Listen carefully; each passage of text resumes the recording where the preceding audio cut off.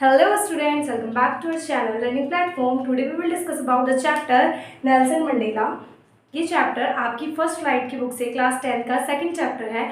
This is very very very interesting story because ये story जो है वो एक रियल स्टोरी है जिसे नेल्सन मंडेला ने जो अपनी ऑटोबायोग्राफी लिखी थी वहाँ से एक चैप्टर लिया गया है, ये बोल सकते हैं. उन्होंने अपने बारे में जो ऑटोबायोग्राफी लिखी थी उसमें से एक पार्ट यहाँ पे लिया गया है. इस चैप्टर में आपको बताया गया है कि किस तरीके से नेल्सन मंडेला ने लाइफ टाइम तक एक जो डिस्क्रिमिनेशन था साउथ अफ्रीका में उसके लिए फाइट की. ब्लैक स्किन लोगों के साथ जो वहाँ पे होता था उसके अगेंस्ट वहाँ पे उन्होंने फाइट की. बहुत इंटरेस्टिंग स्टोरी है इस चैप्टर की. तो चलिए स्टार्ट करते हैं. नेल्सन मंडेला जो कि साउथ अफ्रीका में रहते थे वो एक वहाँ के साउथ अफ्रीका के फर्स्ट ब्लैक प्रेसिडेंट बने. ये बात है 1994 की जब वहाँ पे फर्स्ट डेमोक्रेटिक इलेक्शन हेल्ड हुए थे. मतलब जब वहाँ पे सबसे पहले डेमोक्रेटिक इलेक्शन हुए थे उससे पहले वहाँ पे वाइट स्किन लोग जो थे उनका ही रूल चलता था. ब्लैक स्किन लोगों को कोई वैल्यू नहीं दी जाती थी, उन्हें कोई फ्रीडम नहीं थी. हमेशा वाइट स्किन के जो लोग थे उनको टॉर्चर करते थे.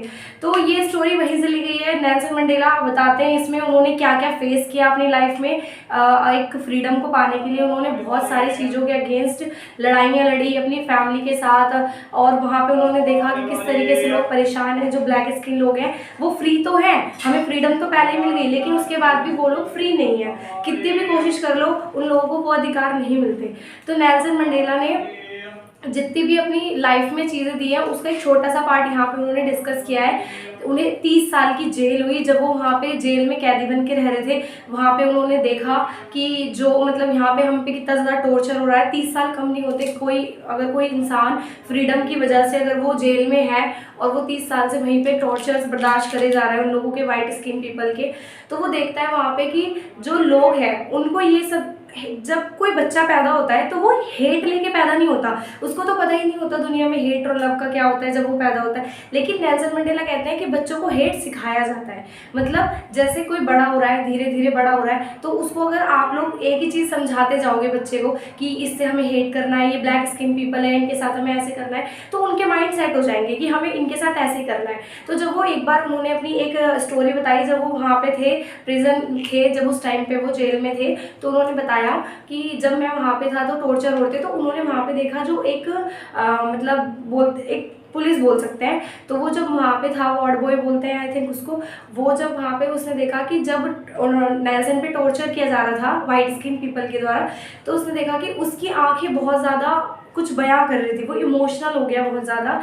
उसने देखा, नेल्सन मंडेला ने देखा कि उसने उस बात से उन्होंने वो लगाया अंदाज़ा कि इसके अंदर हेट नहीं है लेकिन ये बोल नहीं पा रहा. इसके अंदर हेट नहीं है लेकिन इसको ये सिखाया गया है कि हमें ब्लैक स्किन पीपल से हेट करना है. तो क्या होता है जब डेमोक्रेटिक इलेक्शन होते हैं 1994 की बात है ये, तो सभी लोगों ने नेल्सन मंडेला का साथ दिया क्योंकि फर्स्ट टाइम वहाँ पे डेमोक्रेटिक इलेक्शन हुए थे. डेमोक्रेटिक का मतलब होता है कि जहाँ पे एक हम ही लोगों का शासन होता है. पहले वाइट स्किन रूल चलता था, वो उठ गया गद्दी पे से तो उसका बेटा बैठ गया, ये मतलब वाइट स्किन रूल चल रहा था. लेकिन फर्स्ट टाइम वहाँ पे ऐसा हुआ कि ब्लैक लोगों को भी अधिकार था, उन्हें भी एक अधिकार दिया गया कि आप भी इलेक्शन लड़ सकते हो. तो वहाँ डेमोक्रेटिक इलेक्शन हुआ जिसमें नेल्सन मंडेला जीत गए. ठीक है, जब वो नेल्सन मंडेला जीत गए उस टाइम पे वहाँ पे 10 मई 1994 को वहाँ पे बहुत बड़ा सेलिब्रेशन हुआ. लाखों की संख्या में लोग वहाँ पे आए. इतने लोग थे वहाँ पे उस टाइम पे और सभी लोग मतलब इतने ज़्यादा खुश थे, बहुत सेलिब्रेशन चल रहा था वहाँ पे. तो नेल्सन मंडेला ने देखा कि जिन लोगों ने उन पर टॉर्चर किया है आज वही उनको क्या मतलब रिस्पेक्ट पे कर रहे हैं वहाँ पे आके. तो नेल्सन मंडेला ये सब देख के उन्हें बहुत ज़्यादा खुशी हुई उस पॉइंट पे जब देखा उन्होंने कि मतलब आसमान में जेट हेलीकॉप्टर्स वो सब उनको रिस्पेक्ट पे कर रहे हैं. 2 नेशनल एंथम उस टाइम पे बोले गए थे, एक ब्लैक स्किन पीपल का था, एक वाइट स्किन पीपल का था. अब वहाँ पे एक आखिर में एक डेमोक्रेटिक इलेक्शन होने के बाद एक डेमोक्रेटिक गवर्नमेंट बनी जिसमें सभी लोगों को इक्वल समझा गया, चाहे वो वाइट स्किन पीपल हो चाहे वो ब्लैक स्किन पीपल हो. तो ये स्टोरी बेस करती है कि किस तरीके से वहाँ पे डिस्क्रिमिनेशन हो रहा था साउथ अफ्रीका में. वहाँ के लोग किस तरीके से ब्लैक स्किन पीपल के साथ जो है वो भेदभाव कर रहे थे, डिस्क्रिमिनेट कर रहे थे उनके साथ. तो इसी पे ये बेस्ड है पूरी की पूरी स्टोरी. और इस मतलब ये सब देख के वहाँ पे और जिस जो ऑफिसर था जिसने नेल्सन मंडेला को एक टाइम पे मतलब जेल में भेजा था, जिसने उसको पकड़ा था, जिसने उस पर टॉर्चर किया था, वो उस टाइम वहाँ पे आके उसको सल्यूट कर रहा था नेल्सन मंडेला को। तो ये सारी चीज़ें नेल्सन मंडेला के लिए एक बहुत ही बोल सकते हैं बहुत ज़्यादा इमोशनल करने वाली चीज़ें थी कि इतने टाइम बाद उनको एक जीत मिली, इतने टाइम बाद उन्हें एक विक्ट्री हासिल हुई। वो बहुत खुश थे इस चीज़ को लेके कि अब यहाँ पे एक डेमोक्रेटिक सरकार बन गई। और इससे पहले बहुत सारे लोगों ने वहाँ पे मतलब कोशिश भी की थी। कुछ 5 to 6 आपके बुक में दिए गए हैं, चैप्टर पे उनका फोटोज़ है। उन लोगों ने बहुत कोशिश की, लेकिन आखिर में नेल्सन मंडेला ही मतलब बोल सकते हैं उन्होंने ही हमें साउथ अफ्रीका को फ्रीडम दिलाई। ब्लैक स्किन और वाइट स्किन पीपल में कोई डिस्क्रिमिनेशन नहीं था। तो इसलिए 10th में 1994 को साउथ अफ्रीका का एक ऑटम डे माना जाता है, क्योंकि उस दिन वहाँ पे इतनी खुशियाँ थी, क्योंकि एक डेमोक्रेटिक इलेक्शन होने के बाद एक डेमोक्रेटिक गवर्नमेंट बनी थी। तो इस चैप्टर में इतना ही है। ये सबसे बड़ी बात है, नेल्सन मंडेला का लिखा हुआ खुद का चैप्टर है। उन्होंने क्या क्या फेस किया, उन्होंने कितने टॉर्चर्स फेस किए वहाँ पे और नेल्सन मंडेला बोलते हैं, एक करेज वर्ड है इसमें, और ये क्वेश्चन भी आ जाता है कई बार कि करेज से क्या मतलब करेज क्या है नेल्सन मंडेला की लाइफ में, करेज से वो क्या समझते हैं। करेज मतलब साहस होता है, आप सभी को पता होगा।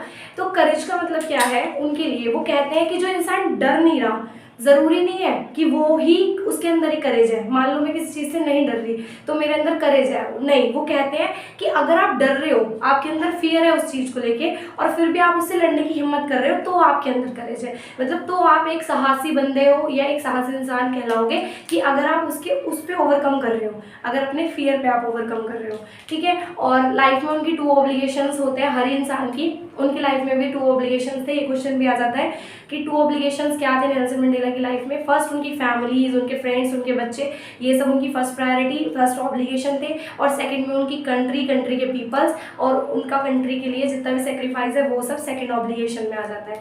तो ये स्टोरी मतलब ऐसा होता है, बच्चे इसे देख के सोचते हैं कितना बोरिंग चैप्टर है, क्योंकि थोड़ा पॉलिटिक्स से रिलेटेड चैप्टर हो जाता है, लेकिन बहुत इंटरेस्टिंग चैप्टर है, क्योंकि उसमें उनकी खुद की एक रियल इंसिडेंट है जो उन्होंने इसमें लिखा हुआ है।